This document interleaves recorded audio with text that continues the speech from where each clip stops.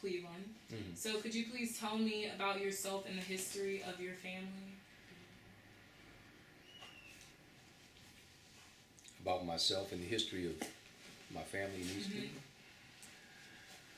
Cleveland. We were married in 72,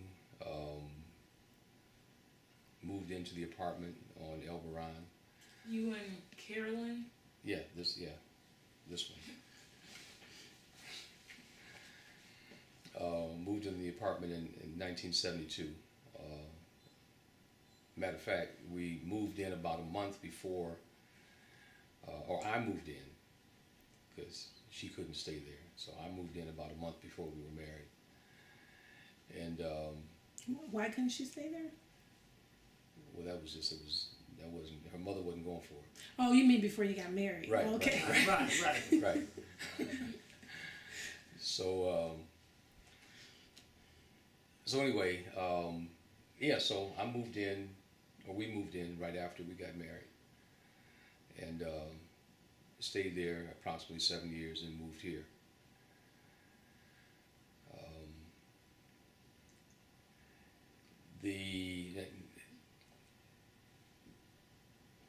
What? Why did you decide to move into East Cleveland? Because my uncle had a law office in East Cleveland, and he made the apartment available to me. Does he still have does this law office still exist? No. His office was located at the corner of Elberon and Euclid, and it was right next door to the bar, the Cubbyhole at the time. And so he had a vacant apartment, and was kind enough to rent it out to us. So that was a small business. Yeah, he was a practicing lawyer. So did you I mean, that was obviously when East Cleveland had more good things going on in the community. That was a time, because are there still like law offices and small businesses like that? I would venture to say there probably are, but I don't know where they are. There might be some. There might be over here in the Forest Hill shopping area. There might be a small office or two over there. But I don't know. I honestly don't know. Did your uncle own the building, or was Yes, he did. Oh, okay. He owned the building. Yeah. Mm-hmm. He doesn't own it anymore. No, he's deceased. He's Uh-huh. deceased, and he sold the building before. He sold the building, and it's currently a shell, so just waiting on being demolished. So do people congregate in there for like illegal activities now? I would guess so, but I don't know for sure. It's dilapidated. It's a shell. It's a shell of what it used to be. Now that's as far as University Circle's supposed to go, right up to Elberon. That's the latest I've heard. I originally heard it's going to go up to Superior, but the last I heard was Elberon. So I don't know. Either way, it's coming. It's coming. Okay. Can you think back to your earliest memories of East Cleveland and tell me what life was like then? Wow.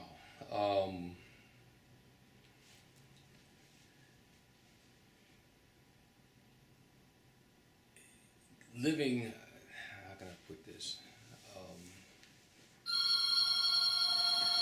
Having grown up in Glenville and moving into East Cleveland, and I guess I was 22.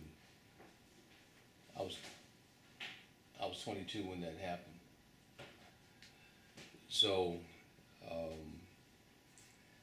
I was still more affiliated, I guess, with Glenville more so than East Cleveland. I just happened to live, Elberon is a block away from the border of Glenville.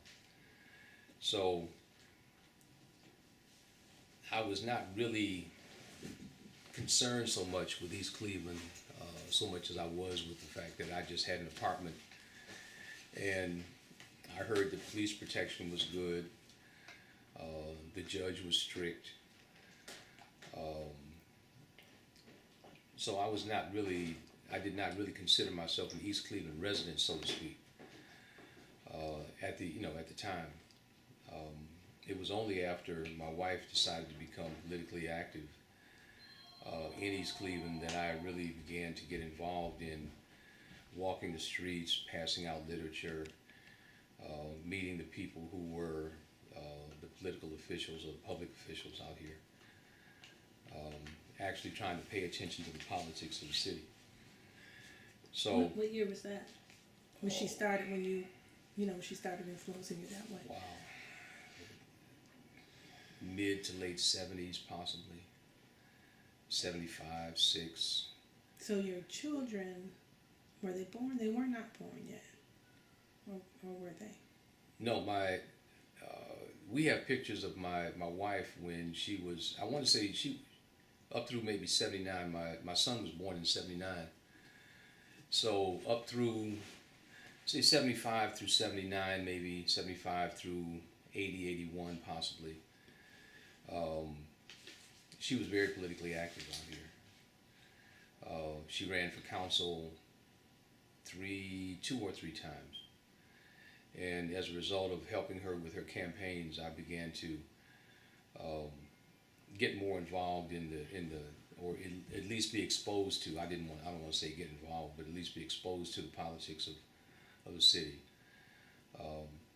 I was always her husband. I never had a name, so I appreciated that. So I was just willing to help, do whatever I could to support her, but I was not so much concerned with getting politically active in the community.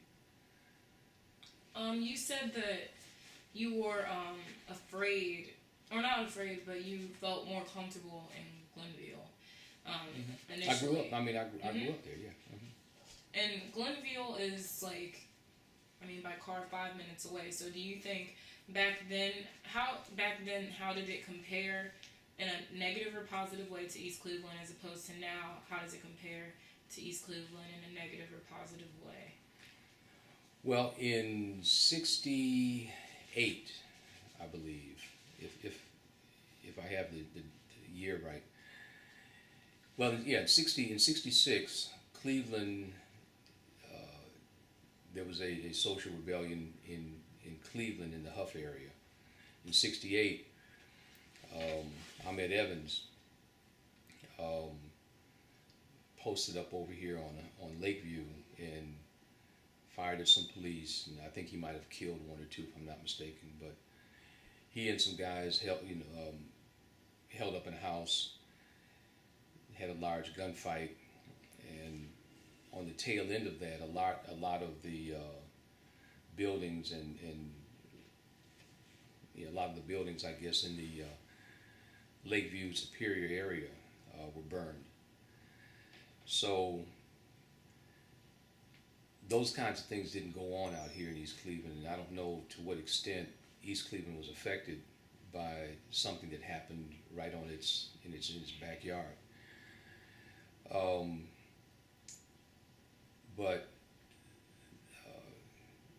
So I guess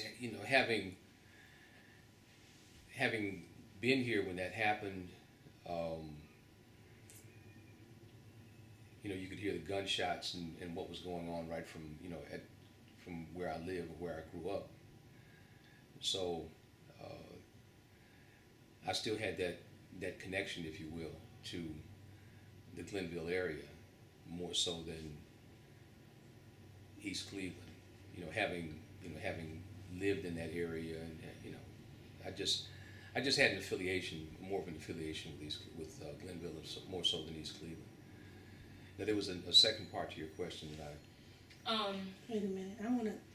Can we close that blind because it's really bright behind you. You can't see it, but it looks bright in the camera. Okay. Did it look okay for the other video? I didn't see it because I wasn't looking at it. Yeah, just rotate the. And you can hear the headphones, right? Yeah. Okay. Just making sure. Okay.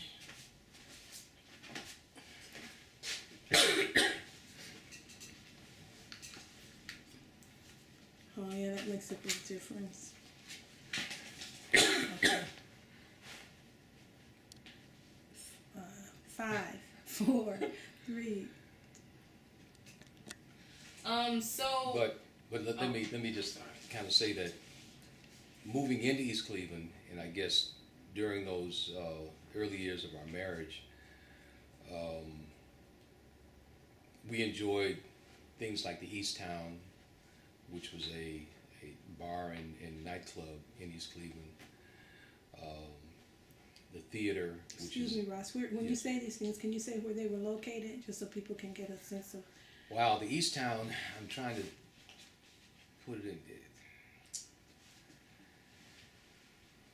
The best I could say is it's up there by Shaw, possibly, on the opposite side of the street, and maybe not that far down. But then there was the theater, which is where Wendy's currently is.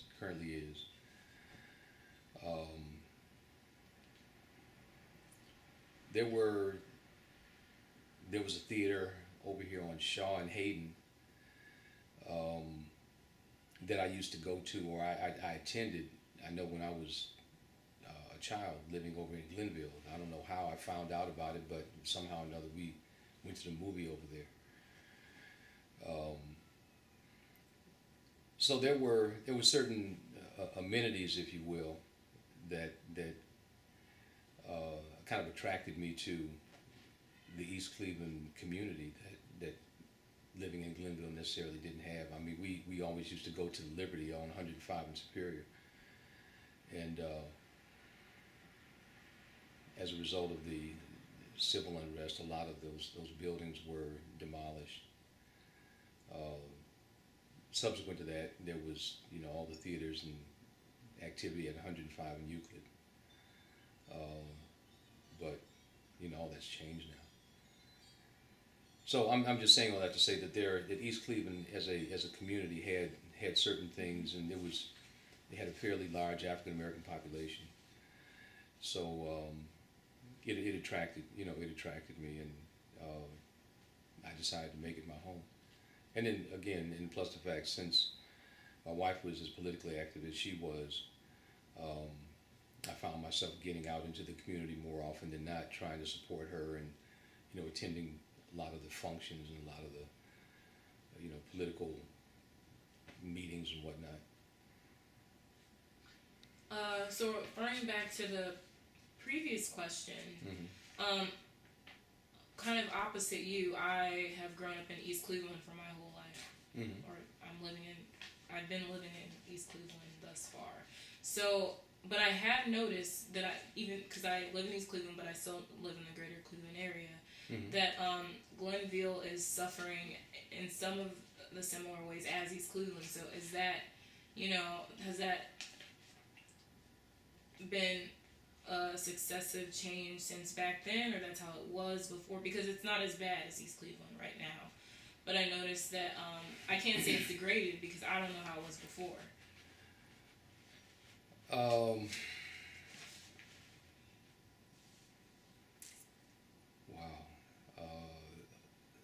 A lot has changed. A lot has changed since those times, I guess, 60s, 70s.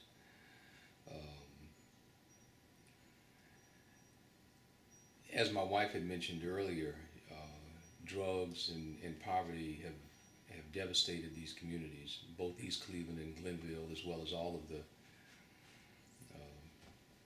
Huff,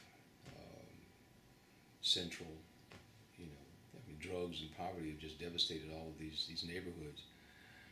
When I was a child, my grandmother lived on 40th and Outhwaite, and I would go over there and spend, parents worked, and I'd go over there and spend time with her, and it was I just had a wonderful time. So went swimming at POC. I just had a great time. I had, cousins over there, but we played. It was a great time. Great time. So a lot of that's changed. like I said, drugs and poverty. It just devastated our communities. Why do you think Glenville isn't as bad as East Cleveland? Oh, I didn't say that. I didn't say it's not as bad. Oh no, I'm saying just in terms of the way, because I think it's not as bad personally yet. So. Well, I mean, they border one another. So if you just go all the way along the border, if you just take, say, 133rd, just go, you're a couple blocks over, you're right there at Arlington, you're right in the back end of Glenville area. So that Hayden, I mean, they're just kind of mirror images of one another.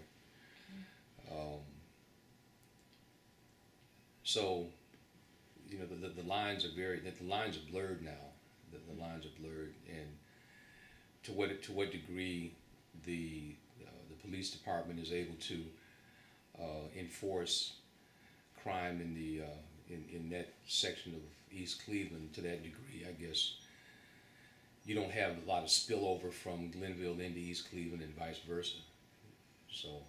You mean spillover of the crime, or crime, spillover of yeah. the police? Okay. Yeah, of crime, yeah.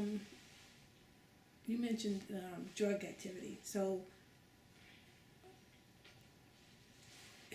when did you start seeing seeing drug? I mean, when you first came to East Cleveland, did you notice that there was drug activity taking place here? No. Not anything of any, not anything of any major amount. So when did that start? I would honestly say I really began to notice a lot of problems somewhere in maybe the mid '80s.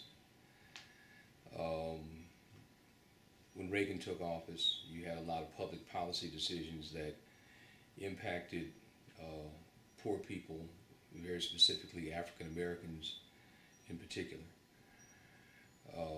What were some of those? Well, public service, I mean, social service, a lot of social service policies that decreased assistance to the families, decreased assistance to people with maybe mental problems or emotional problems. So you now have a lot of people that otherwise were getting assistance that are no longer getting assistance, so they're now in the street. When assistance went away from family, I'm going to make an assumption that when assistance went away from people who were mentally ill, they ended up on the street in a lot of cases. Yeah. What about families? When families lost assistance, how do you think that affected the greater community? Well, it was not only so much just the public policy decisions he made, but you also had economic policy that gave benefit to foreign manufacturers. So you now had a lot of plant closings. You had the demise of the steel industry around that same time. So what used to be a thriving area, particularly in the Detroit, Cleveland, Pittsburgh corridor, maybe even Chicago included, what used to be thriving metropolitan areas as a result of steel and auto manufacture, you now had a shifting of those, shifting of the manufacturing sector to other parts of the world, other parts of the country possibly. So blue collar, I mean, a lot of African Americans, particularly in East Cleveland, were blue collar workers. Your postal workers, civil servants, manufacturing, light manufacturing, laborers, that kind of thing. So when those industries leave, you have increased levels of unemployment. People can't work. Housing stock starts to deteriorate. People can't pay taxes. City services start to erode. School system starts to unravel. So it's somewhat of a snowball effect that we're kind of on the tail end of. Not that it's getting any better necessarily, but I think that you kind of bottom out, community kind of bottoms out, and you can only climb. There's only one way you can go, which is up, and I think that's where we are now. I think the city has kind of bottomed out. Coupled with all of those other things I was just mentioning, you had corrupt city officials that didn't help the situation any. I know that one of the things that really inspired us, I'm saying us meaning my wife and myself, about the politics in this city was the fact that we had the opportunity of being a model black city.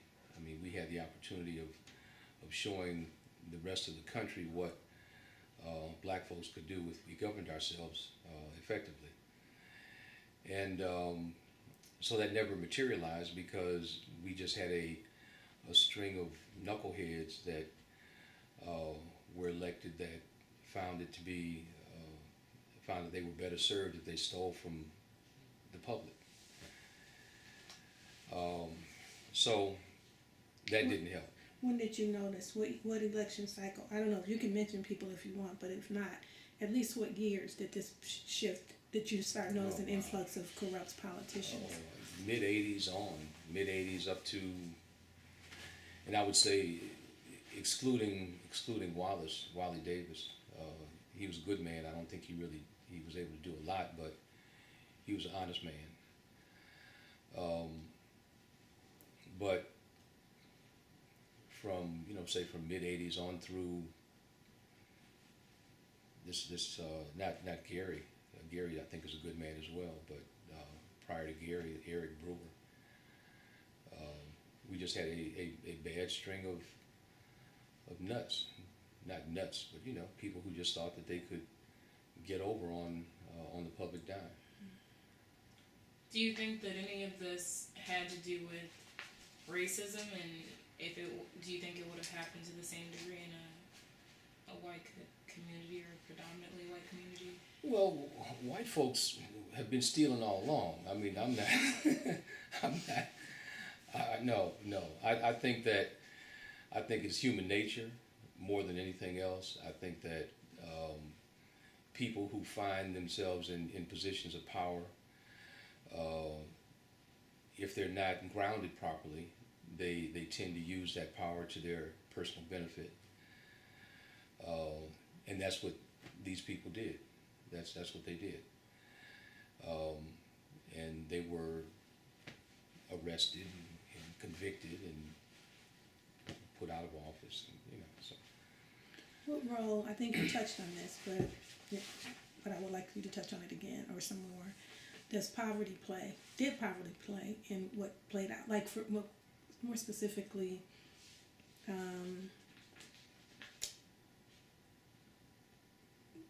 I guess a simplified way of saying it is does poverty make people behave badly?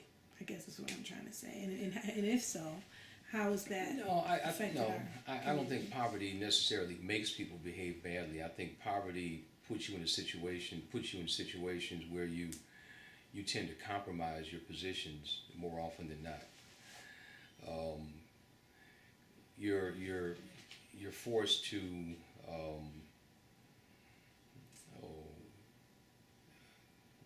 I don't say maybe live more by your animal instincts more so than intellect. Okay, and so consequently you're more concerned with getting over on people. You're more concerned with taking advantage of situations that you otherwise wouldn't have to take advantage of. So I don't think it makes you. I think it just tends to compromise. It compromises you more than it makes you. Okay. What are your fondest memories of East Cleveland? Going to the East Town. I watched. I had the benefit of seeing Richardson Roland Kirk.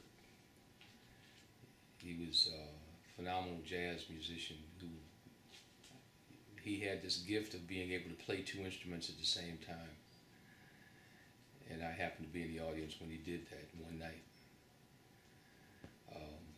But it was the East Town. Going to listen to jazz at the East Town. And just again, you said East Town was located on Euclid, across from where Shaw High School It was is now. East Town. I don't want to misspeak, but I think it was East Town Motor Hotel and Lodge or something like that. But it was a motel, but it had a bar and jazz area, and they had some phenomenal talent come through there. In what ways has the city changed over time? What do you think contributed to these changes? Yeah, the city's changed. Yes, it's changed. What contributed? A lot of things. Again, I think in a very general sense, you had the drug activity, a lot of drug activity, loss of jobs, loss of income, inability to maintain housing, your housing stock, decline of the educational system. So I think those are, in my mind, those are the key things. Now, decline of the educational system is something you hadn't mentioned before.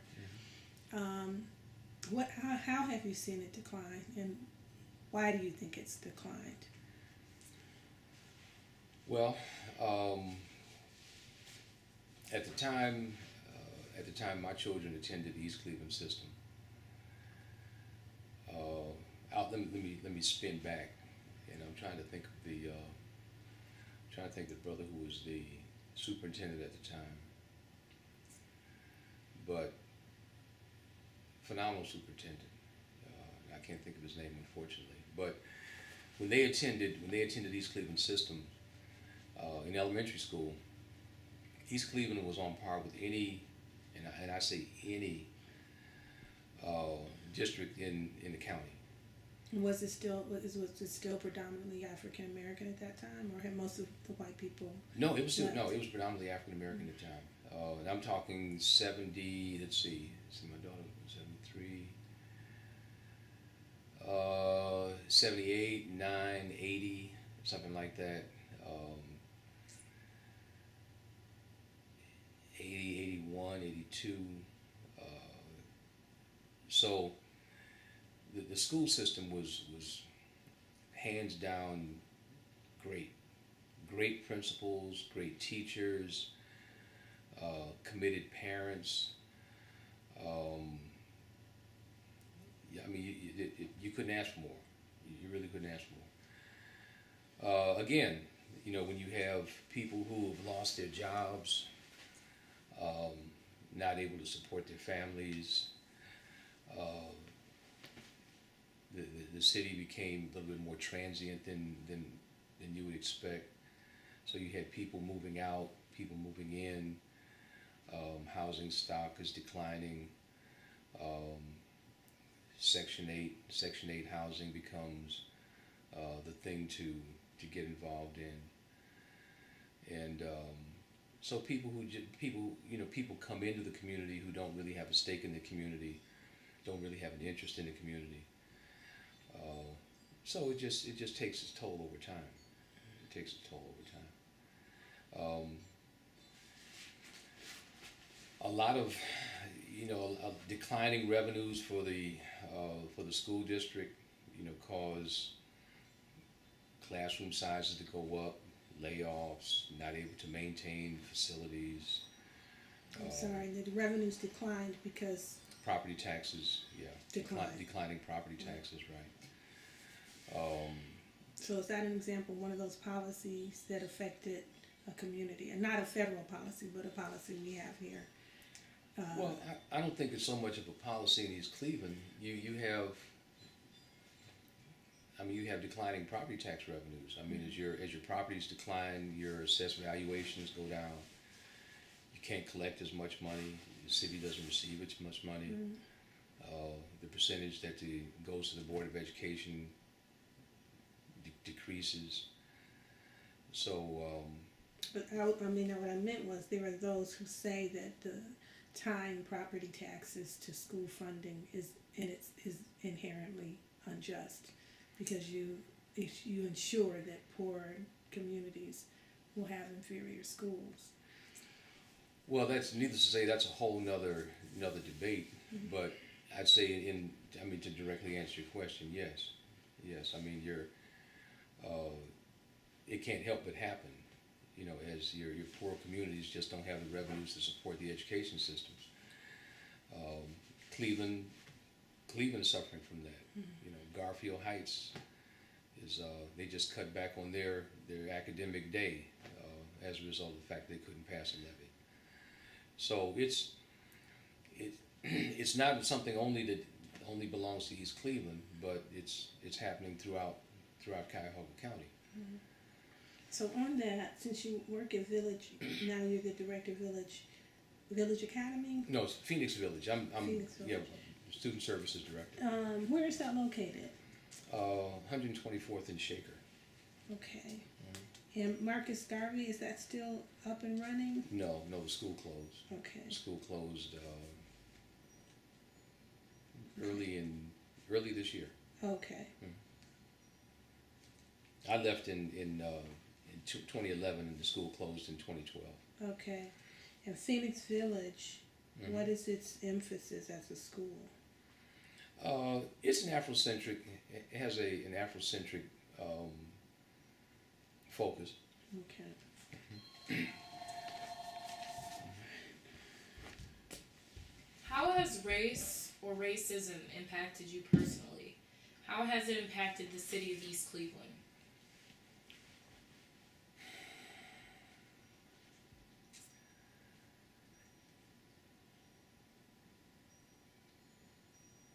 Wow. I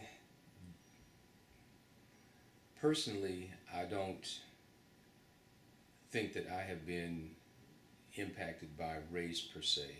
I mean, nothing has happened in my life that has made me feel that I have been personally discriminated against. Am I a victim of institutional racism? Yes.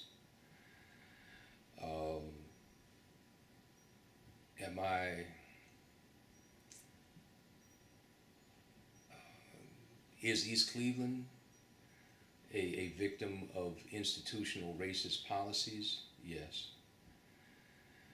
I don't think anyone has actually sits at a table and says, we're not going to do anything for them niggas out in East Cleveland. I don't think that really comes out, but I think that the politics of Cuyahoga County has possibly overlooked East Cleveland because of the way East Cleveland has been operating, and because of the personalities that have sat in administrative positions here in the city. When you say how we've been operating, you mean the corruption you talked about? Yeah, the corruption. Exactly. And then when you say personalities, you mean personalities that are personalities of public officials. Okay. I mean, very arrogant. The arrogance, we don't need you. We can kind of go it alone out here. Those kinds of things. So I think that no, I don't think that there's been any specific calls or any specific decisions that have been made of a racist character, but I think that the policies of the times have dictated that if you can't come to the table effectively, then you just won't be able to sit at the table, and that's anywhere. So no, irrespective of what color you are, if you're a knucklehead, I'm not going to invite you to my house. And so they didn't get invited. So that's kind of pure and simple. How has inequality impacted you personally? How has it impacted the city of East Cleveland? I think it's kind of the same question. Again, if you're not at the table, if you're not at the table to, if you're not invited to the table to be, to draw out the specifications, then you get specced out. And in many cases, I think that's what's happened. You know, East Cleveland was specced out because we were not seen as being worthy of coming to the table. So I had the experience of, I was treasurer of the library for 12 years. And I had the experience of sitting in on a meeting with the CEO for General Electric, and he came into a meeting to talk to the city officials about what kinds of things GE could do to help the city. And I never felt so embarrassed than that evening, because there were people at the table who had no command of the English language. And I don't want to speak negatively of these people, but I'm just saying that they didn't represent themselves well at all. So I came away from that meeting just knowing that there was nothing that this man was going to do for these knuckleheads. They just had no, they represented themselves very poorly, and they certainly didn't represent me. So. Do you think we could have been intentionally left out? Because because it's possible, people are really trying to get us up there right now. I mean, people outside of the city, I should say. Yeah. But within the city, I really do think that there's been a lot of progress. But do you think people? But a lot of that, a lot of that attitude has shifted because of Gary. Yeah. Because of the way Gary carries himself, because of who he is, because of what he's doing, what he's done. He represents himself well, and he consequently represents me well.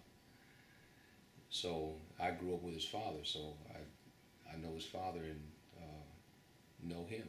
So.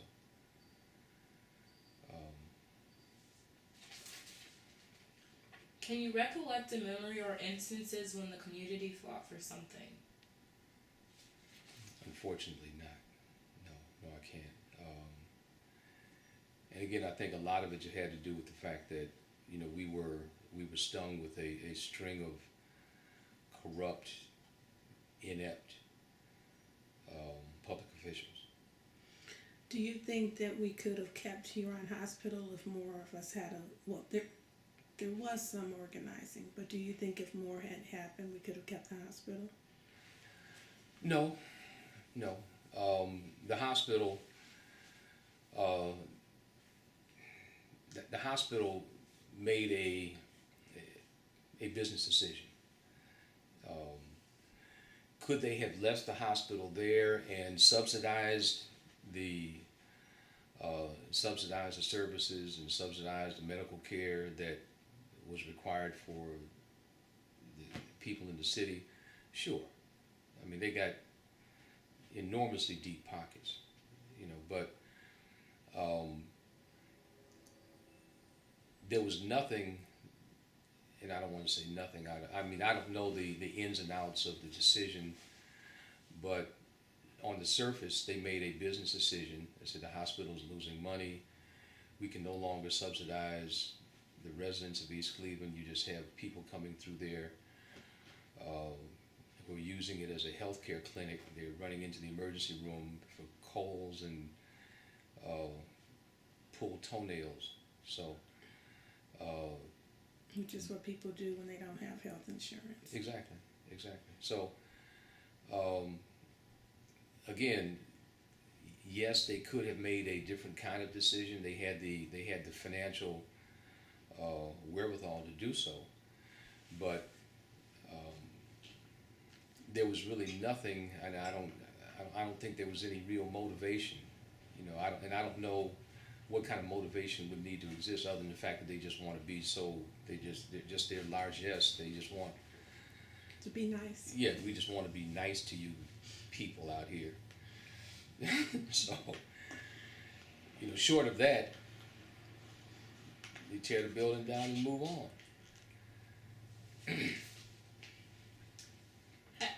How have surrounding institutions and cities impacted East Cleveland?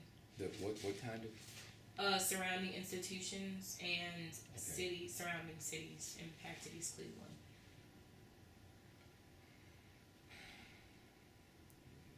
I don't know. I really can't tell you. Well, what do you think it means to be around? Because other than going north and a little east, we're surrounded by wealth.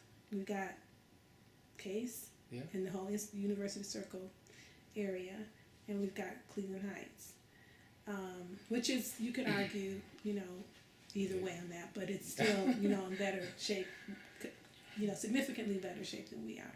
Right Okay. now. So what is it Right now? What does it mean to be bumped up against University Circle and Heights and be East Cleveland? Well, I'm sure you've heard the debate about splitting East Cleveland or dissolving East Cleveland, giving the upper half to Cleveland Heights and the lower half to Cleveland. I don't think East Cleveland's going anywhere, and like I said, it's with some good with some assistance, with some good fiscal planning, East Cleveland's going to climb back. I mean, it's not going to look like what it used to, but it's going to climb back. You're going to have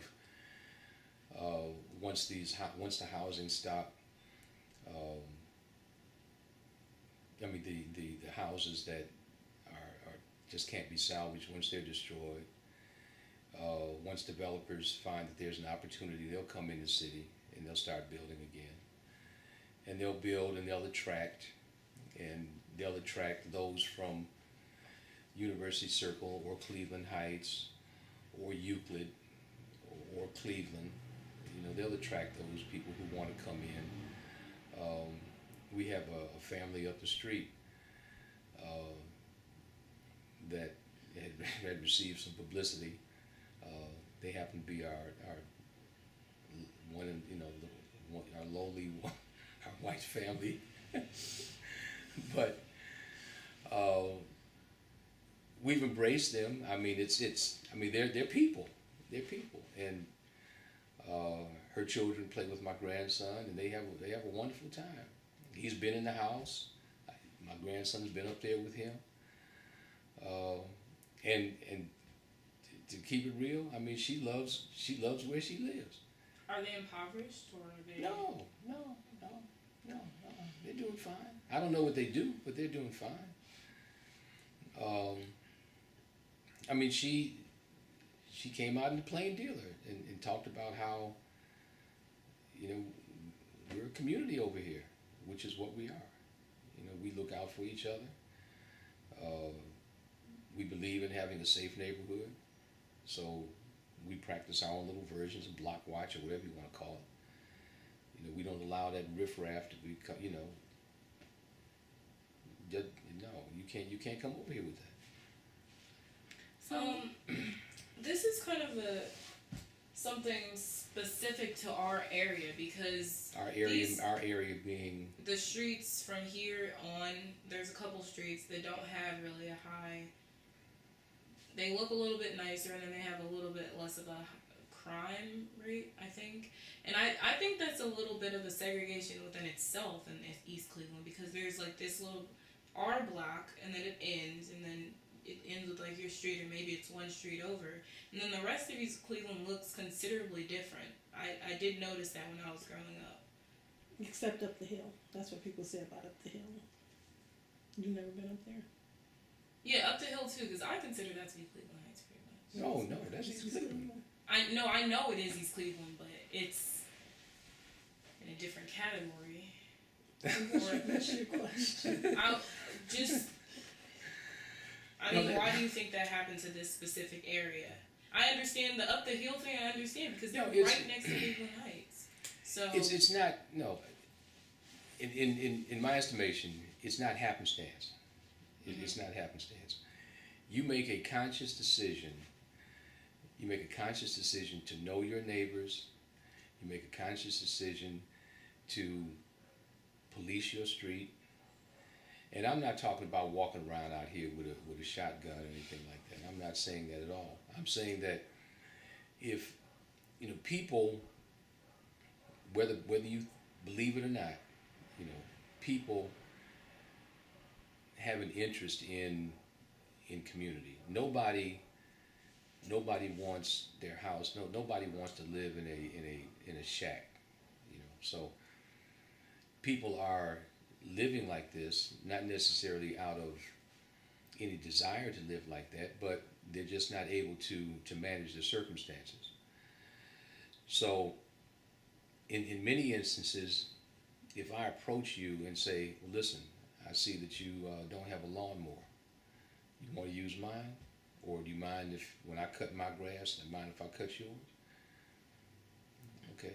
So now you have an ally. Now you've kind of bought in, or he's at least bought into your notion of community or your notion of maintaining a neighborhood. So it's kind of one house at a time kind of thing. But you speak to people. You speak to people. You address them like they have some sense. You're not. I don't care what they look like or what they're doing. You gotta address people as if they count. And they pick up on that. If you come at them straight, they'll be straight with you. So I'm saying all that to say that it's not happenstance. You make a conscious decision to live the way you want to live, and you don't let anyone change that vision or that notion. Said, no, okay, no, this is I want to be secure in my house, and I don't want to worry about you breaking into my house because I'm not going to break into yours. So we can live as neighbors. Young lady next door. I can count the number of times I've been in her house on one hand. Maybe 3 fingers, maybe twice, but we have an excellent relationship. We talk, we speak. Can I borrow your shovel? Can you use my lawnmower? Blah blah blah. I mean, it works. It works. I've helped her sons, get through certain aspects of their education. But it works. It works. So you build community. You make a conscious decision to live in a community as peacefully as you want to live. So I'm just saying that to say that, however they're doing it on those other streets, I can't see them doing it any differently than what we're doing. They've made a conscious decision to keep their street maintained. Nobody's walking around shooting anybody or beating anybody over the head. You want to live in peace.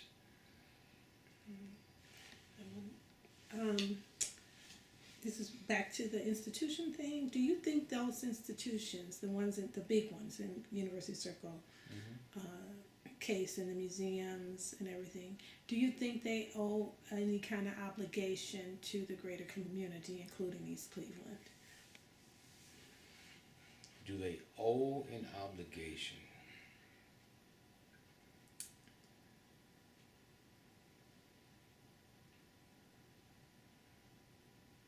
I can't sit here and say that they owe me anything. I mean, I honestly can't say that they owe me anything. I think that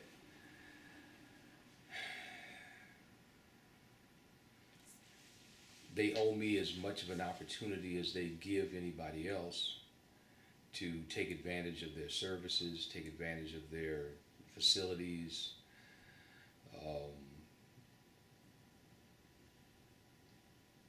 I can't, I don't want to say that how I'm expecting them to give me or the East Cleveland community anything that they wouldn't otherwise give any other community. Now, I don't know, since I'm not familiar with their operations and how they do business. I certainly think, just kind of, I think that the children of East Cleveland need as much of an opportunity as any other child to go to Severance Hall and listen to orchestral music. I know I took that. I had that opportunity.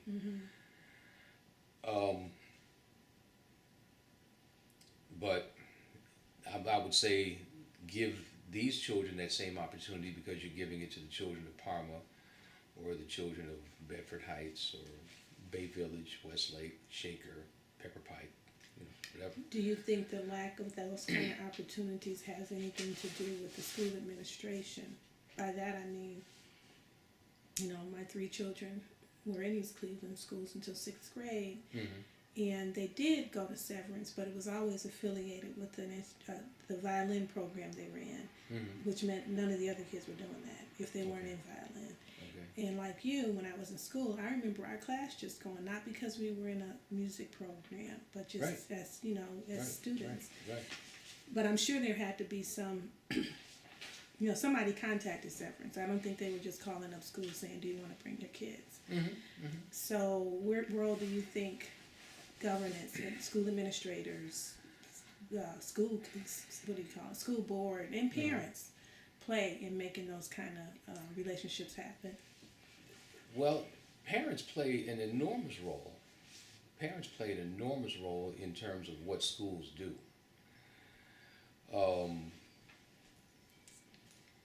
The fact that Shaw High School Band went to China speaks volume about what parents will do if they see that there's an opportunity for their child to take advantage of something. So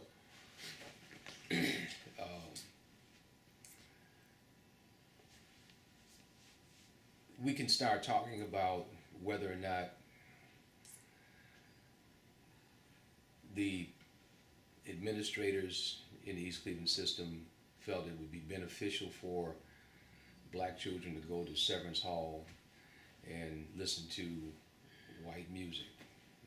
We can talk about whether or not they made those kind of decisions. But I think parents, in many respects, have to demand or need to demand that their children get the exposure that other children in other communities and other districts get. Whether it be, I know Shaw had a auto mechanics area at one point in time. I know way back in the day when my car broke down, it was nothing for someone to say, well, why don't you take it up to Shaw and let the students work on it. So a lot of those things have just kind of slowly drifted away, and a lot of them just have to do with the fact that in the midst of these economic downturns, the school board could not afford these other services or these other programs that children were involved in. When I was coming through school, I took metal shop, I took wood shop, I took plastics, I took art. I was in the band, played an instrument for, up until the time I graduated. So there were a lot of things that I think just the economics of the district didn't allow these things to happen. But coming back to your question and maybe to my point, parents, it's up to parents to demand these things. People will they'll make those kinds of decisions. They'll find other ways to cut services or other ways to make things happen if parents make those demands. So that brings me to wondering if you have seen since you've been here for so long, an increase of young mothers specifically, because they're the ones who, are usually with their kids, or their mothers are. So have you seen more teen pregnancy, or is this the same as it's always been? Because the reason I'm asking is because if it is true that there's been more of it, then by the time a very young mother's child goes into school, the mother or the father may not be equipped, just might not know how to do some of the things that you're talking about.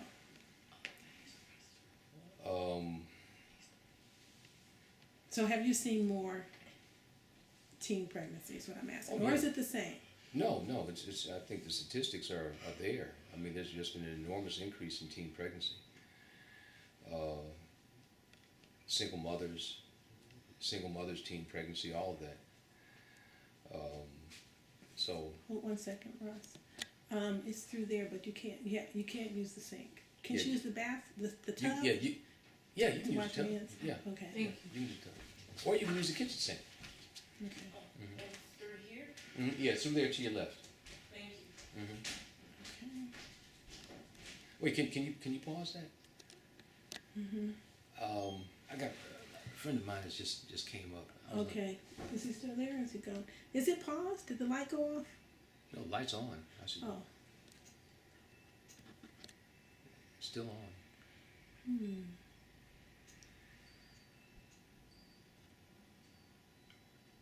I'm not sure. Oh, wait a minute. Okay, say something. Hello. I'll say something. Hello.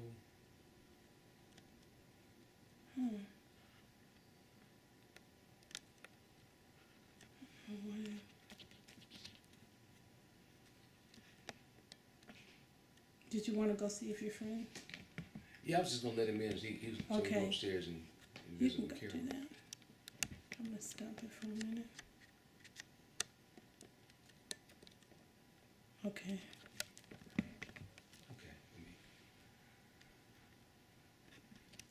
It's on. Okay. What is your vision for future East Cleveland? Tell me about the major issues that need addressing in order to better your neighborhood, community, and city. Housing stock has to improve. We have to somehow or another, and I don't know how this is going to happen, but we have to improve the educational system out here.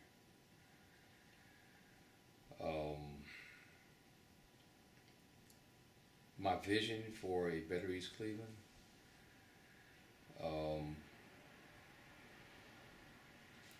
I'd like to see the area around the Windermere station become a hub for black entertainment.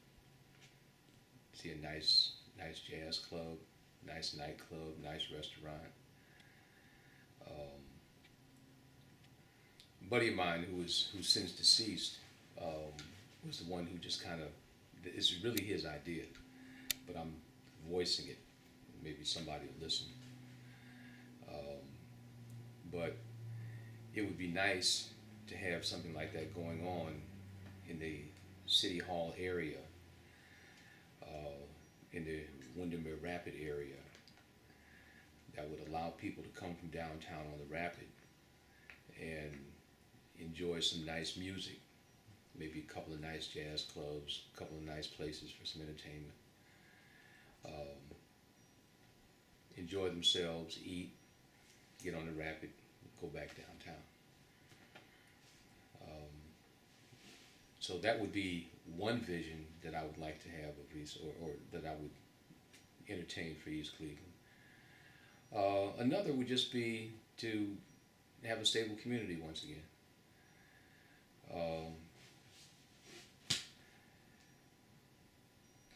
I don't, with manufacturing gone, essentially,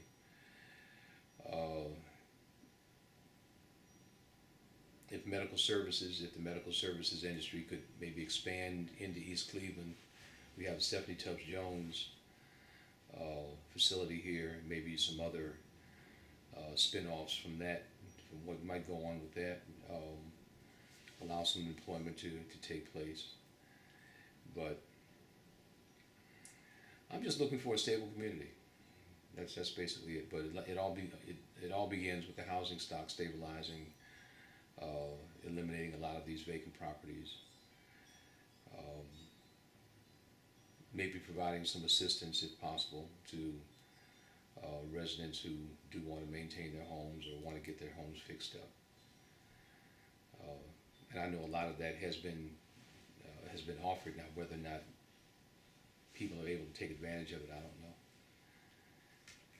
So that's kind of a nutshell. That's my vision. What? Lights on. Okay. What would you be prepared to do to participate in making East Cleveland better? Well, I would be willing to do what's required. I try to hold down my little corner of the world and do the things that I can do to make my little piece of this community better.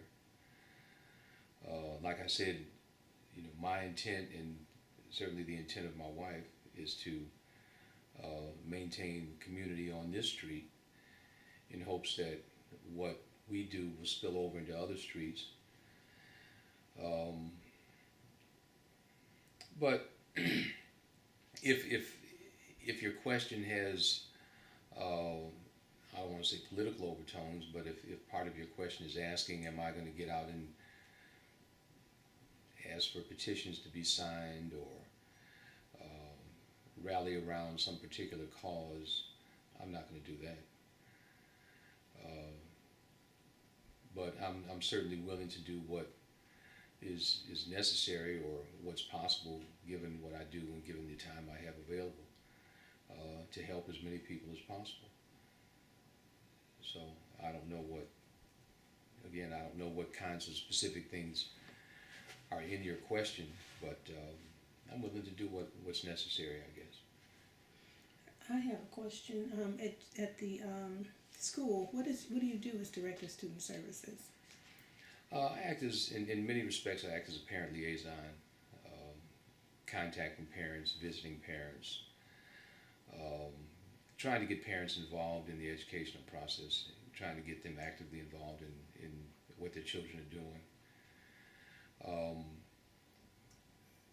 I think we have to get away from the notion that the best we can do is turn out Walmart clerks, and I have nothing against Walmart clerks, but I think that we have to still believe that our children can be as great as they want to be, and we have to give them as much of an opportunity to do that. So in the midst of today's world, a lot of it has to do with whether or not parents are buying into the belief that education still makes a difference. A lot of them are second, third generation dropouts or people who've just not had the opportunity to make education what it can be for somebody. So they don't have a feel for it. They don't have a stake in it. They don't have a real belief that it makes a difference. So a lot of our children, something as very simple as reading to your child just doesn't take place because a lot of them can't read. So the very simple fact that a child needs to be read to in order to learn how to read is something that just doesn't happen. So our children don't have the benefit of being able to read. They don't have the benefit of being able to comprehend the written word, which is powerful, which is very powerful. So those are the kinds of things I do. I try to get parents involved. I try to give them, I try to let them understand that they do have a stake in this child, whether they believe it or not. Thank you. Did you have anything else you wanted to say? No, nothing other than thank you for the opportunity to let my opinion be heard.